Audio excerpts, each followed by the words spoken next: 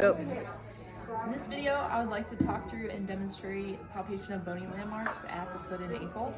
I'm going to start by working anterior structures, and then we'll kind of make this circle all the way around so you can follow my train of thought. So first, if I'm looking at the anterior ankle, we have two bony prominences here. So distally, the tibia will end in the medial malleolus, and the fibula will end in the lateral malleolus. So I can palpate and come down and palpate medially that medial malleolus and come down to the inferior portion. I can also palpate laterally the lateral malleolus and come down to the inferior portion. I can also palpate the talus, and even though that bone is deeper, the way I tend to like to find that is I'm going to locate his tibialis anterior tendon, which is pretty prominent, and I'm just going to drop my finger in medial to that. I'm also going to locate his extensor tendons, and I'm going to put my thumb again kind of on the outside or lateral to that. That way I can sink deep into the soft tissue structures. If I passively evert his ankle, I can feel the talar dome or the body of the talus kind of pop into my finger. So as I invert, I can feel on this thumb side the talus, and as I evert, I can feel the talus pop into my finger. So it's a nice way to palpate the talus.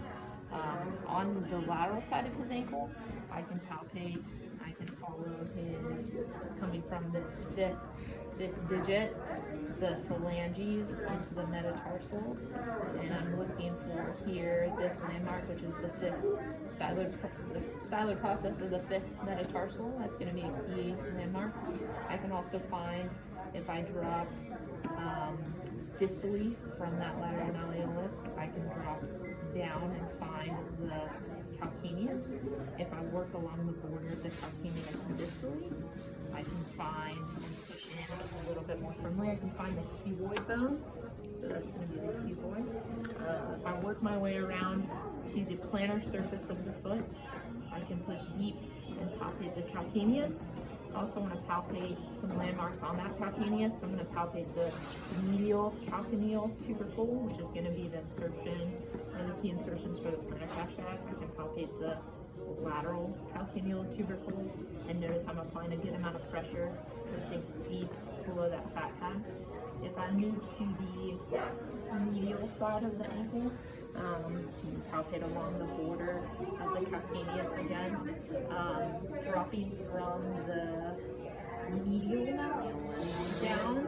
One of the key landmarks I want to palpate is going to be the sustentaculum tali, or just this ledge structure, which, if you think about the word, that's going to provide a shelf or articulation with the talus and the calcaneus.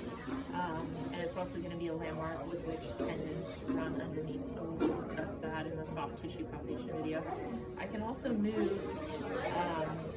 distally, so anteromedial, and find a nice little bony prominence here. This is going to be the navicular tubercle, so I can palpate the navicular bone right in there.